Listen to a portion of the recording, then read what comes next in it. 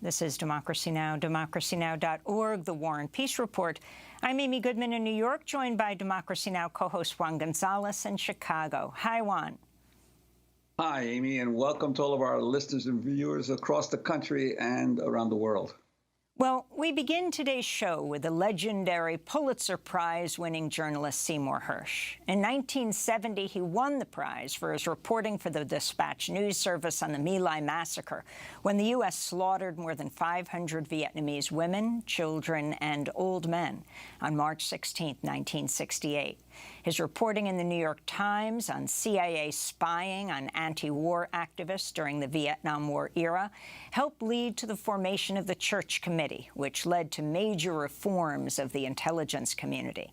In 2004, in the pages of the New Yorker magazine, Sy Hersh exposed the Abu Ghraib prisoner abuse scandal in Iraq. Well, last week, he published another bombshell report, but this time on his new Substack page. The piece was headlined, "How America Took Out the Nord Stream Pipeline." It looks at one of the great mysteries of the past year. Who was behind the bombing of the Nord Stream pipelines, which were built to carry natural gas from Russia to Europe? The pipelines were severely damaged last September in a series of underwater explosions in the Baltic Sea. In his new piece, Sy Hersh cites an unnamed source who says the sabotage was carried out by the U.S. Navy, which planted remotely triggered explosives during NATO exercises last September. Hersh reports the Biden administration began planning the act of sabotage in December 2021, 2 months before Russia's invasion of Ukraine. On February 7th, 2022, President Biden held a joint news conference with German Chancellor Olaf Scholz, and Biden brought up the future of the Nord Stream pipeline. Invades. That means tanks or troops crossing the border of Ukraine again. Then there will be no longer a Nord Stream 2. We will bring an end to it. How will you do that exactly, since the project and control of the project is within Germany's control? We will, I promise you, we'll be able to do it. I'll promise you we'll be able to do that. Well, Sy Hersh reports U.S. Navy divers planted remotely triggered explosives on the pipelines in June while NATO was conducting military exercises in the area. He reports the divers were all members of the Navy and not members of America's Special Operations Command, whose covert operations must be reported to Congress. Then, on September 25th, 2022, a Norwegian surveillance plane dropped a sonar buoy, which triggered the C4 explosives that had been placed on the pipeline. Soon after the explosion, the United States strongly suggested Russia was behind blowing up its own pipeline. This is National Security Advisor Jake Sullivan responding to a question at a White House press briefing. In his speech this morning, the president called the Nord Stream pipeline attacks, quote, a deliberate act of sabotage. And he said now the Russians are pumping out misinformation and lies about it. Should we take that to mean that the U.S. now believes that Russia was likely responsible for this act of sabotage? Well, first, Russia has done what it frequently does when it is responsible for something, which is make accusations that it was really someone else who did it. We've seen this repeatedly over time. But the president was also clear today that there is more work to do on the investigation before the United States government is prepared to make an attribution in this case. In the following months, there have been few public disclosures about the pipeline explosion. In December, the New York Times reported Russia had begun expensive repairs on the pipelines, a move which has raised questions about Western claims that Russia had bombed its own pipelines. Meanwhile, some Biden officials have publicly praised the fact that the pipeline was blown up. This is Undersecretary of State for Political Affairs Victoria Nuland speaking during a recent Senate Foreign Relations Committee hearing. I am, and I think the administration is very gratified to know that Nord Stream 2 is now, as you like to say, a hunk of metal at the bottom of the sea. We're joined now by Pulitzer Prize-winning journalist Seymour Hersh to talk more about his new piece, How America Took Out the Nord Stream pipeline.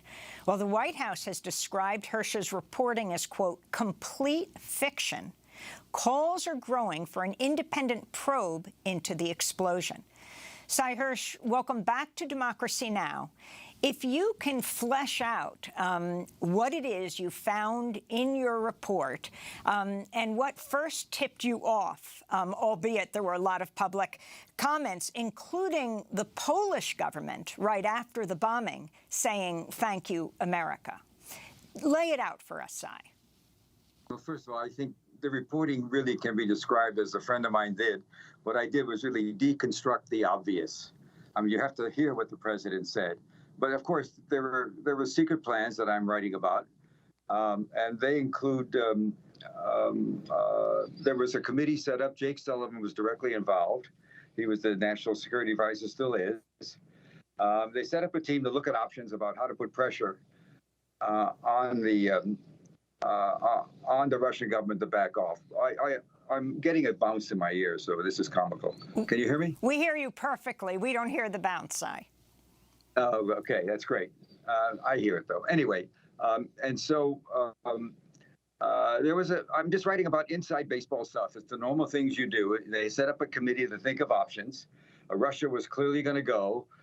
The threat the president had yet to make had not been made, and this is December before New Year's Day of the year before, 2021, and the question inside the committee, and it included the usual CIA, NSA, Treasury Department, State Department, you name it, and they met in a secret office building in the across the street from the White House, in the executive office building. The option was, do you want us to do something kinetic or something not kinetic? In other words, not kinetic would be more sanctions, or something kinetic would be, taking out the pipeline, as had been thought about. And our answer came pretty quickly. I would guess Victoria Nuland's statement that you mentioned came actually before the president's. It came in late January of last year. And that statement came, at that time, I think the committee involved, a lot of sophisticated people in the intelligence and operation community, concluded you could do it, and the White House was told it was possible. I think that led to the comments, which really, of course, made the people on the inside go half crazy, because it was supposed to be completely covert. But at that place, as I wrote, it was simply described as a classified operation. None of the rules of reporting to Congress were involved. And so they began their planning. They went to Norway, which is a great ally of ours. Norway was one of the original signers of the 1949 NATO treaty. I think 19 nations were involved then. And Norway is a great ally. We have spent, I write about this in some detail in the article, hundreds of millions, probably more, closer to $1 billion or more, upgrading facilities. Norway has a 1,400-mile border along the Atlantic coast that goes from Oslo in Europe all the way up north it runs into the Russian border in above the Arctic Circle. So we put a lot of facilities up north there.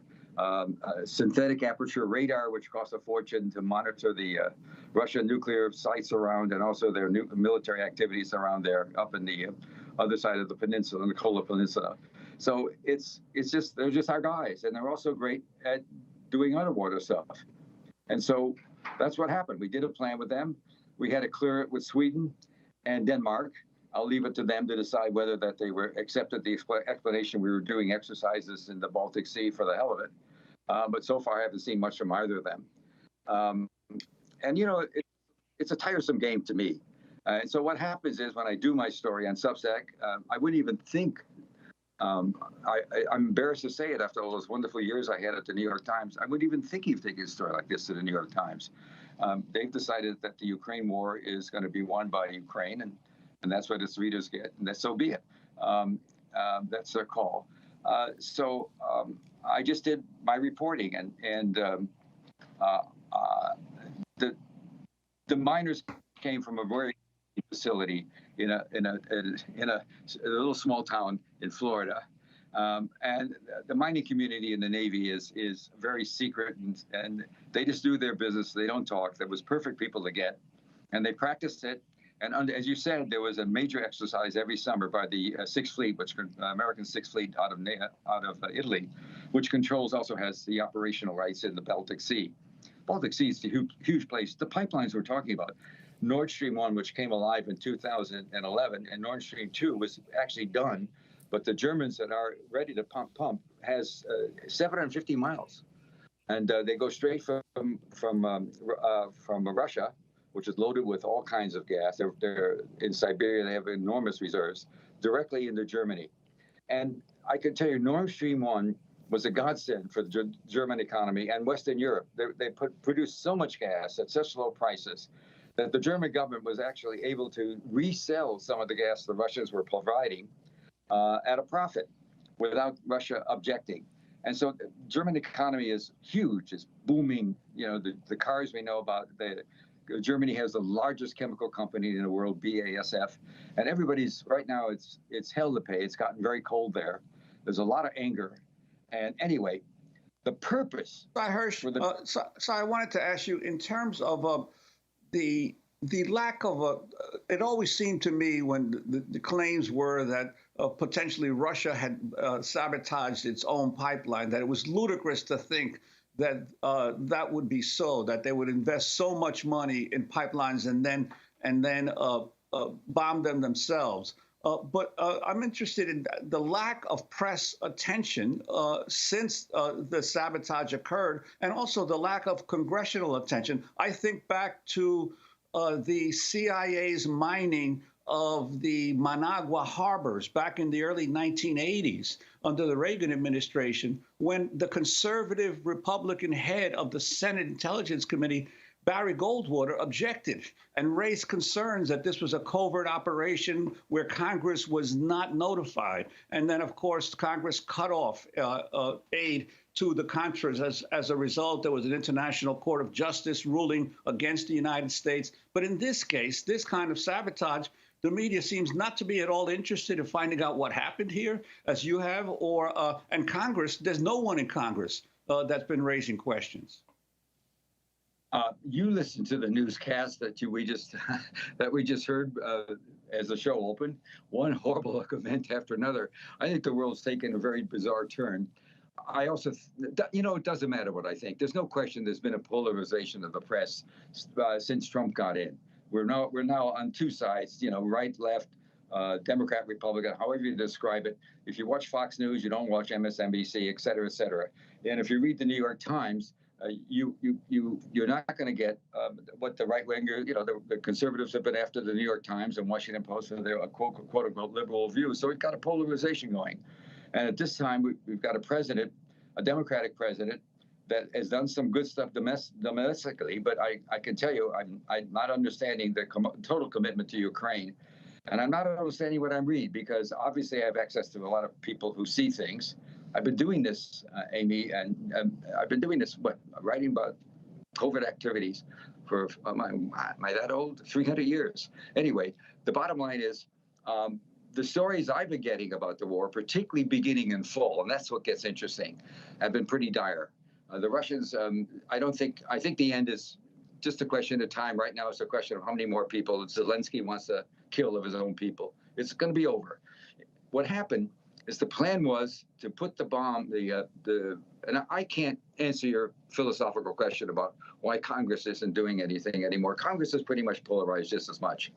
And there's also an enormous continuing hatred of all things Putin in this country, which is foreign policy disagreements are one thing, but it's very personal here, and that's not useful. But anyway, the other, I don't think there's any chance that Putin wants to take over Europe. I don't think he wants to have Ukraine tamed, but he's not interested in doing anything more. But I may be in a minority about that.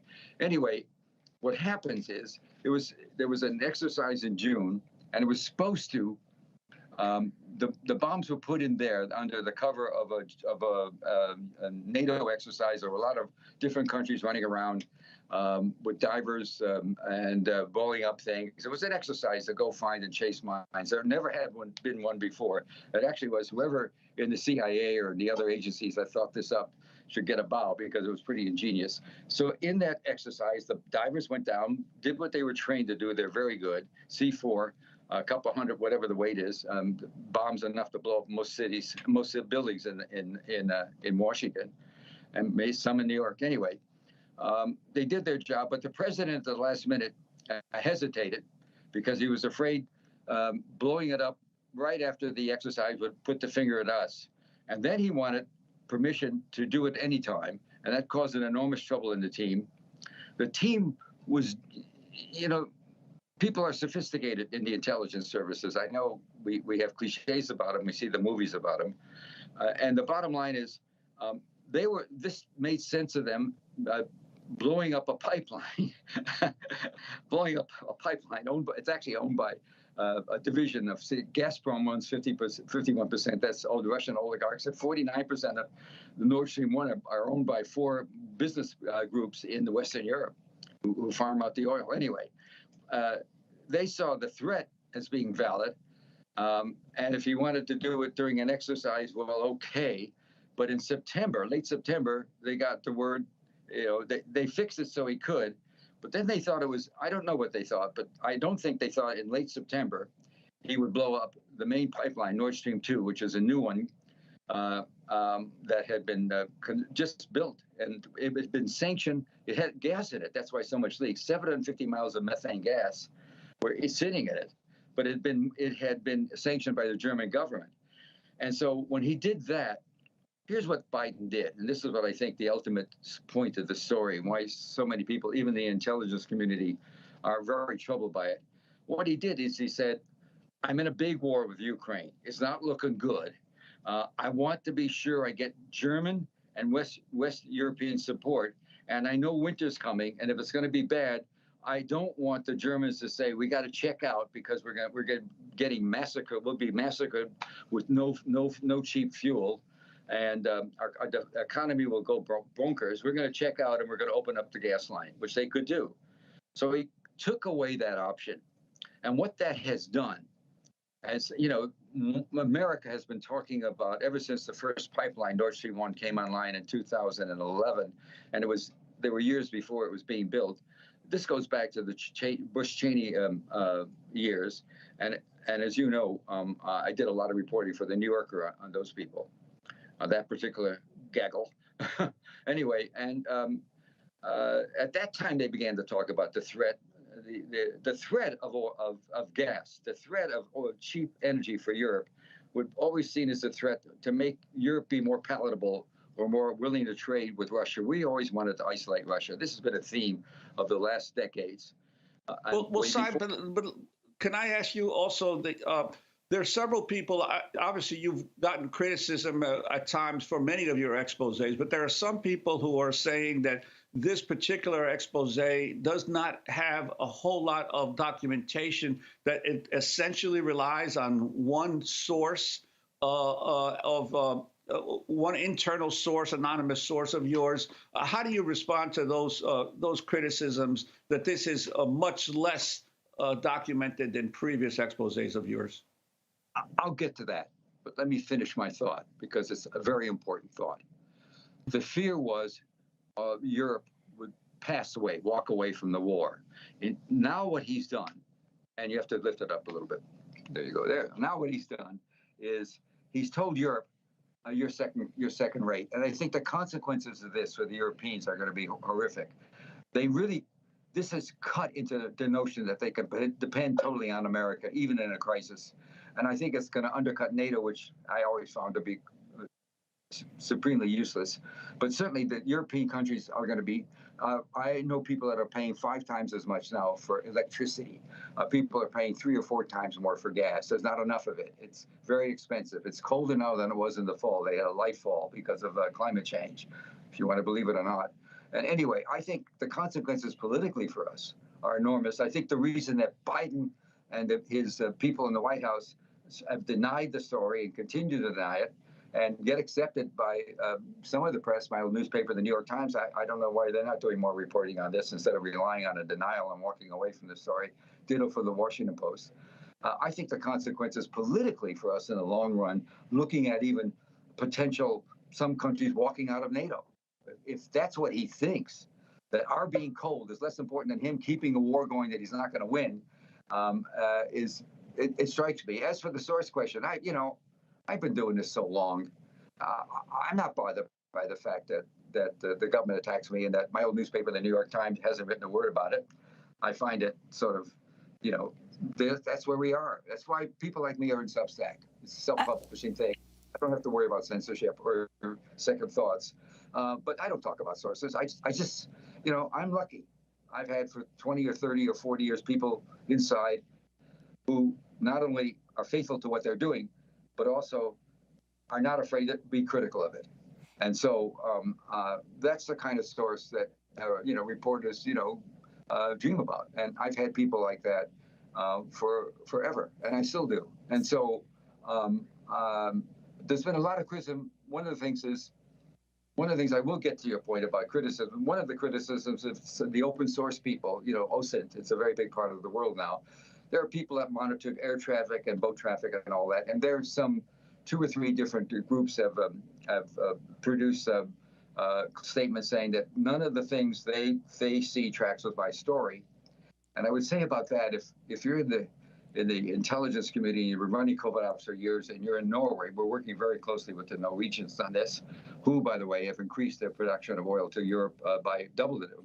It was, I don't know the exact numbers, but it's gone up at least double, maybe even more than that, 2.5 times as much now without the pipeline.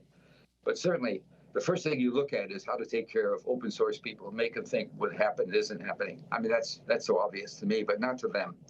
And so. Cy, I wanted to go to what Ned Price said at the State Department. Sam Husseini of the Institute for Public Accuracy questioned the State Department spokesperson about your reporting last week.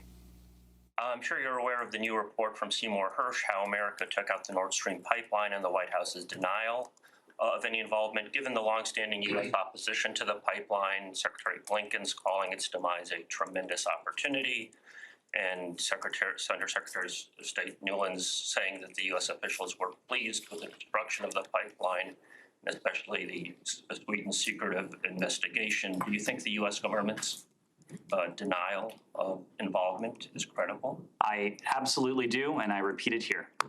Anything else? Let me follow up on that, if I might. Have you or anybody else at the State Department been in communication with German, Norwegian ambassadors or other allies or officials on this matter? On the matter of Nord Stream 2? On the matter of the latest allegations, which give a fairly, I mean, it's one anonymous source, but it is a fairly detailed. It would not be. It would not be typical for us to engage allies and partners on something that is utter and complete nonsense and that should be rejected out of hand by anyone who is looking at it through an objective lens. Yes, go ahead. One more aspect on this. One of the allegations that Hersh makes is that it was taken off the CIA in order to prevent involvement, oversight as a covert operation. Did you read the piece? I'm familiar with it.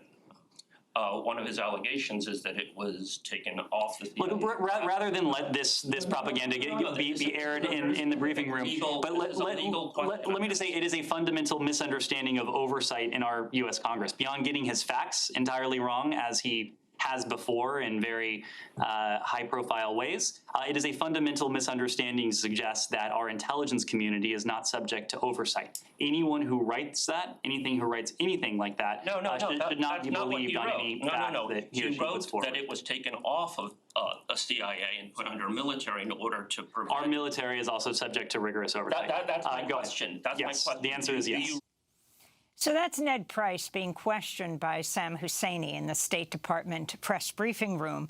Cy Hersh, I'm wondering if you can respond. You wrote an interesting follow-up today on Substack called Crap on the Wall. Now, it's not your words, actually.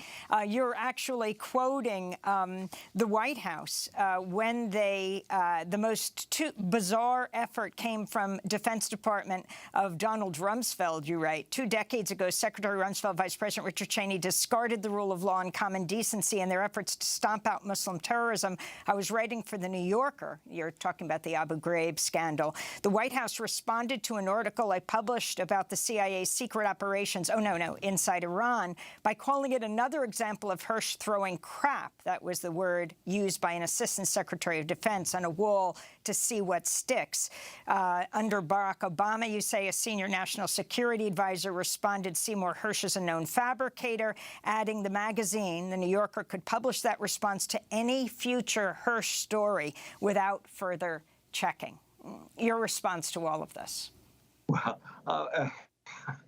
Well, my long-gone mother, who came here as an immigrant and loved America more than anybody, particularly about Ned Price's stuff, she would have said he should have washed out his mouth with soap, which is what she actually did to me a few times. So anyway, that's what can I say? It's, sometimes I won't say truth. That's too. Sometimes different versions of a story cause problems. The reason I went into that sort of soliloquy about what's going to happen possibly in NATO and Europe about Biden's act of saying to the Western Europe and Germany, we rather keep our war going, and you can stay cold, is I think it could cause some countries to say, we may be out of here.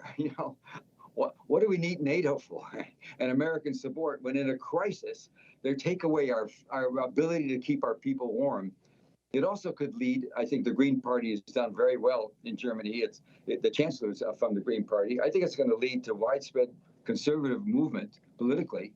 And the one thing we did after World War II that was fantastic was we rebuilt Europe into a modern democratic plural society.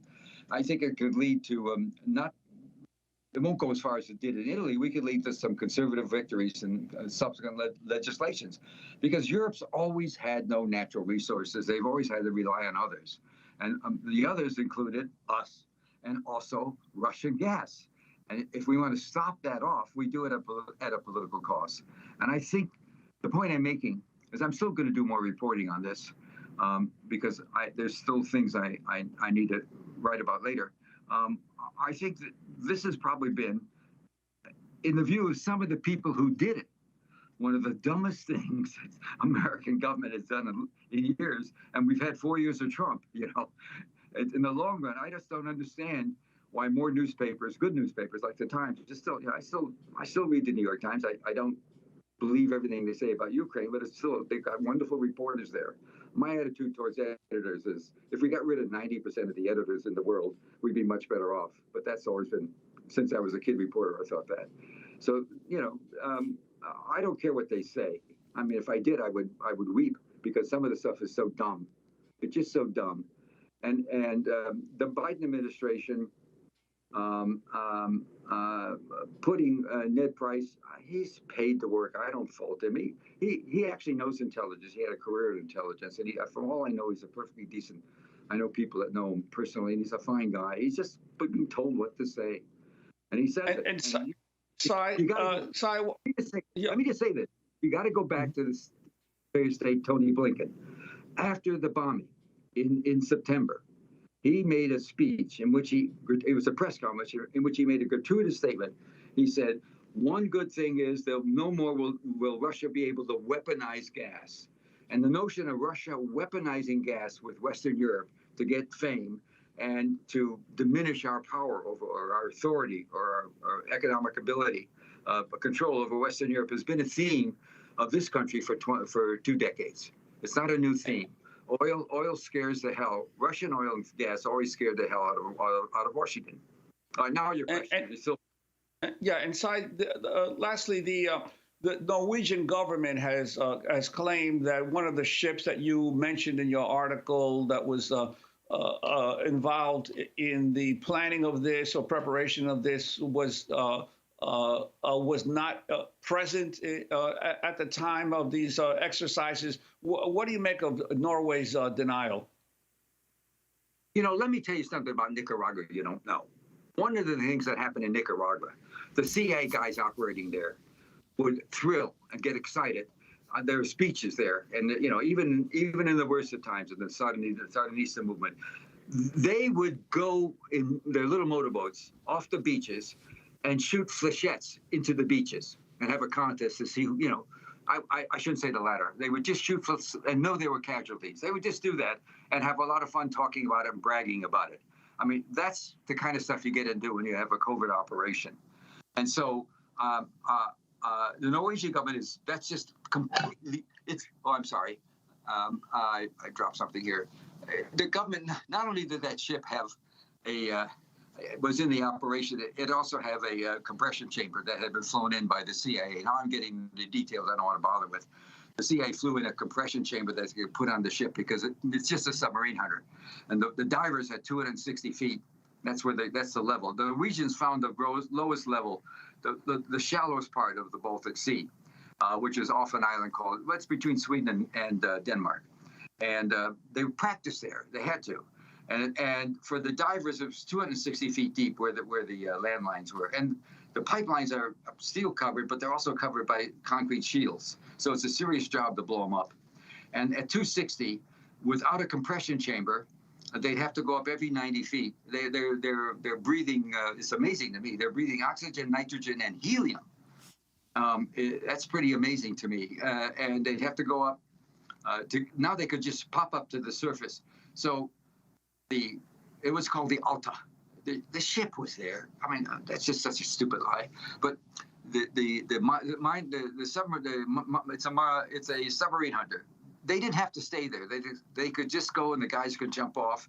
And there was no long recovery. At a certain time, they would come up, and the time was fixed. You don't drop explosives like that and then let them go off in 5 minutes. You give a lot of time. You have a timer on it so that the divers could get up to the top, and they come up and they make a pickup. It can happen much more quickly than you think because it's not in the description of the ship, but on that ship there was a decompression chamber. It had been flown in and planted there, by the CIA. This was actually a brilliant operation, if you want to know it from the point of view of a classic operation, because they got away with it. And at that point, the purpose was always, let me go back to this, the purpose for doing it is to make the threat credible. But then you have the president and the undersecretary of state within a weeks or two of getting a word that it's credible, we can do it. Start blabbing about it. Of course, that was disillusioning to the people involved, but so what? I can't talk about it. You can say it's not true, I invented it, but that's just, look, he did it, and he's going to have up to it. I watch my mail. I watch my Gmail, and I'm seeing every day more and more than I want. I'm seeing more messages from around the world, different countries streaming in. I'm seeing that. I'm seeing something that was, and by the way, on Substack, it was, I didn't know about Substack. It's an amazing platform. They had more than 1 million hits on the thing within a day. Well, I mean, what were the messages I got from people who said, thank God, we missed the kind of reporting that you and others have done. We don't see it anymore. I'm not talking about your show, Amy. I guarantee you, not that. Well, Seymour Hersh, we want to thank you so much for being with us. The Pulitzer Prize-winning journalist will link to your new piece on your Substack, How America Took Out the Nord Stream Pipeline.